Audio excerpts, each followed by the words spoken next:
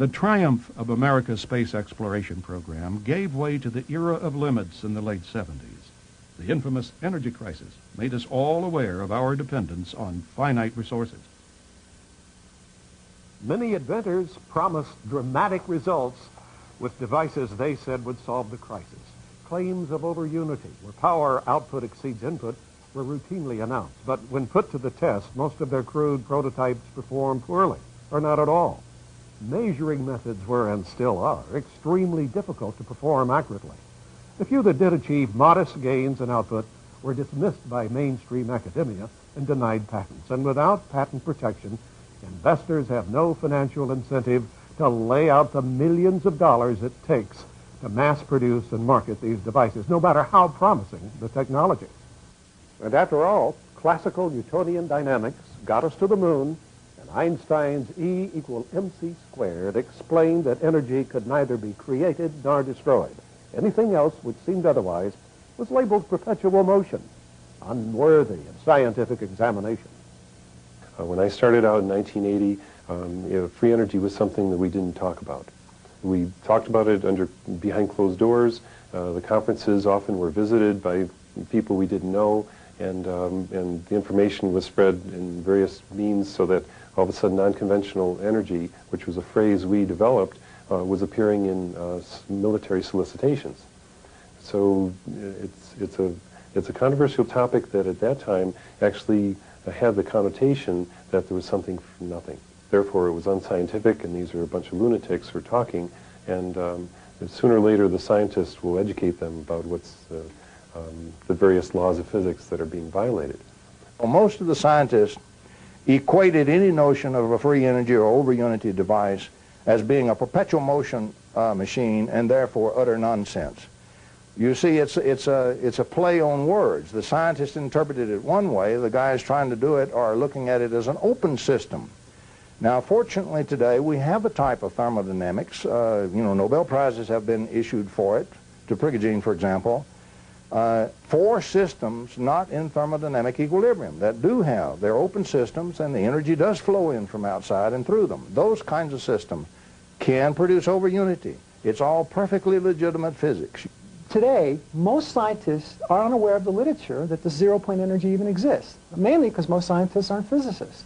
Now, I went to school, and I became getting a PhD in electrical engineering and systems engineering, and not one professor ever heard of it. And yet, there it was in the library. So part of it is most scientists are specialists in their own area, and science today is very fragmented. Now, for those that know that the zero-point energy exists, they may argue, well, it's random in its nature, and therefore it can't be tapped as an energy source. But very recent work in thermodynamics by Prigogine, who won the Nobel Prize in 1978, shows how this energy could become self-organized if the proper systems conditions could be fulfilled. And that's what's happening in some of the experiments and some of the inventions that are tapping this energy and producing anomalous energy. Another resistance is the physics community, especially, that really know about this energy, realize if you could tap it, everything would change. The nature of physics would change. The most important foundation of all physics would then be the quantum energy that's embedded in space. And really, we don't understand it. And it's extremely mathematically difficult to do computations in it. And it turns out it's probably going to be the basis of string theory in the future. And therefore, what seems to be nothing will actually be understood as a field effect, as a tapping of energy that is already available but can't be seen. Even the radio waves, for example, the television set is a good example. If you show that to a primitive tribe, it looks like a magical box. But it's literally converting invisible energy in the air to signals and pictures. The paddle wheel in the river that's used to power a mill, grind corn, is a free energy device.